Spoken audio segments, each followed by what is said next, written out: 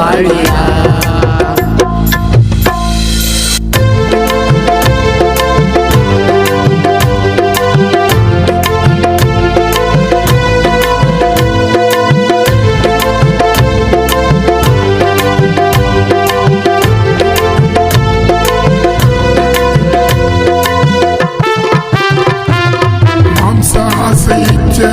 சிலுவையில் அறைவேன் இயேசுவின் நாமத்தை நான் மகிமைப்படுத்துவேன்.